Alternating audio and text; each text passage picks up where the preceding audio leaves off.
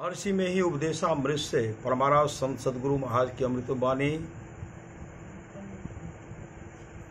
साधु को किसी एक स्थान पर आसक्ति रखनी नहीं चाहिए।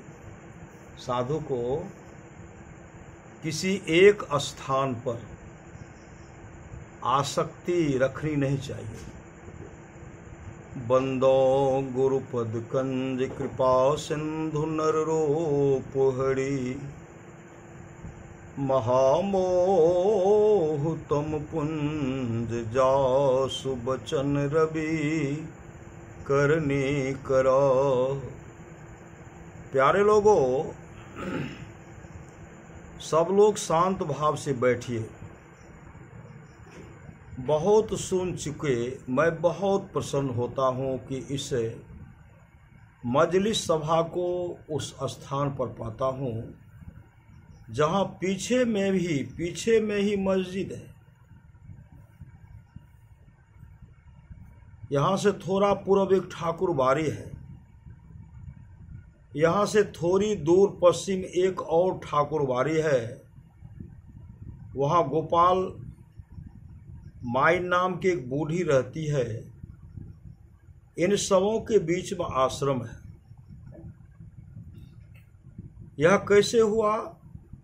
सन 1933 ईस्वी के पूर्व में खोज करते चलता था कि कहाँ जाकर एकांत में रहूं। मैं पहले भी जानता था कि यहाँ एक कुप्पा खो है, उसमें एकांत रह सकता हूँ। मैंने एक कुटी बना ली जहाँ मेरे रहने का आज पोख्ता मकान है। मैं उस झोपड़ी में रहता था और कुप्पा में जाकर भजन करता था। पहले मालूम हुआ कि जमीन गोप लोगों की है। पीछे मालूम हुआ कि ठाकुर जी की है। तो सोचा कि यदि ठाकुर जी चले जाने को कहेंगे तो चला जाऊंगा। यह भी सोचा कि साधु को किसी एक स्थान पर आसक्ति रखनी नहीं चाहिए।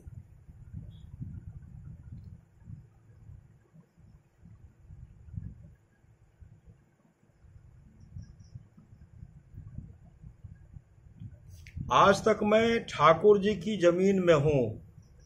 उनकी बड़ी कृपा हुई। उन्होंने जमीन लिख दी। इस पुनित कार्य के लिए मैं ठाकुर जी को बहुत बहुत धन्यवाद देता हूँ। मैं पूर्णिया जिला का रहने वाला हूँ।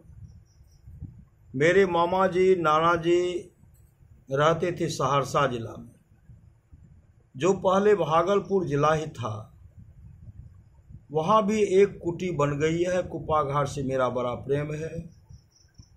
जहाँ तहाँ से घूमकर कुप्पा घाट आता हूँ। मैंने बिहार में इसको मुख्य स्थान मान रखा है। कहीं जाता हूँ तो कुप्पा घाट याद आता है, नौधरहरा याद आता है, नौखोक्सी श्याम। कोई बुलाते हैं तो उनके यहाँ जाता हूँ। साफ रास्ता कौन है? अभी फूलचंद, वह भजन गावेगा। सुन आए तकीनो जाइयो जिन हार देखना, अपने में आप जलवे दिलदार देखना। पुतली में तिल है, तिल में भरा राजकुल का कुल, इस परदेश याह की जरा पार देखना। 14 तबक का हाल आया हो तुझे जरूर, गाफिल न हो ख्याल से होशियार देखना। सुन लाम का पे पहुँच के तेरी पुकार है आ रही सदा से सदा यार देखना।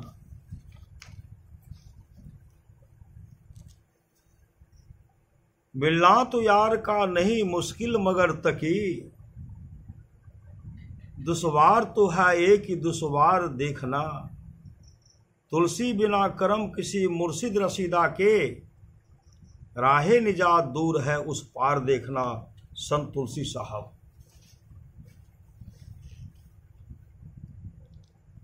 इस भजन में बतलाया गया है कि रास्ता यह है कि ईश्वर की तलाश में बाहर देखने के लिए हरगिज मत जाओ।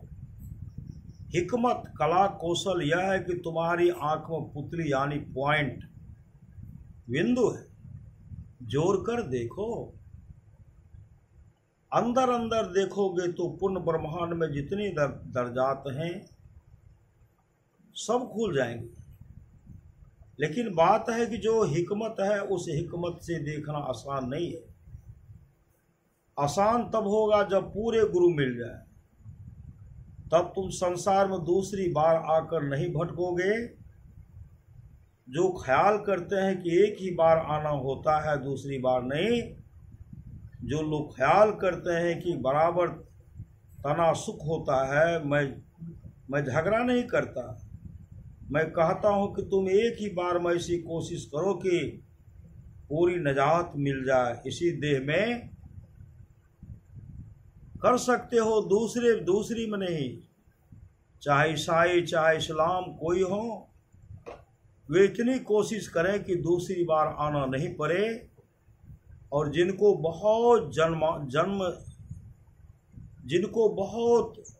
जन्मांतर बाद है, हम लोग निराश नहीं होंगे, बारंबार कोशिश करेंगे और अंत में प्रभु को पा लेंगे। ईसाई हो, इस्लाम हो, वैदिक हो, जैन हो, कोई हो, करते रहेंगे तो करते करते मोक्ष होगा, नजात होगी। स्वर्ग और बहिष्ठ में आना मामूली बात है। ब्रह्म निर्माण कठिन है, वह मिल जाए फिर कुछ बाकी नहीं रहेगी। परिश्रम का फल पाकर उस पद में जाकर लय हो जाओगे जहां से संसार फिर आना नहीं पड़े। बारंबार का आना बहुत दुख की बात है। हम लोग जो अभी संसार में आए हैं, कभी रोग, कभी शोक, कभी अभाव, कभी खर्च के दुख से दुखी होते हैं। सच्चाई से कमाकर खाओगे, ईश्वर भजन करोगे, कभी दुखी नहीं होगे। नानक सतगुरु भेटिए, पूरी होगी जुक्ति। हसन दिया, खेलंग दिया, पैनंग दिया, खावंग दिया, बीचे होगे मुक्ति।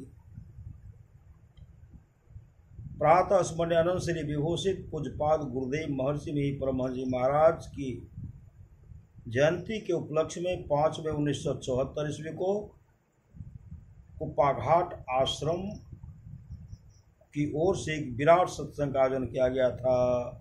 उक्त अवसर पर यह प्रवचन हुआ था। श्री सद्गुरु महाराज की जय।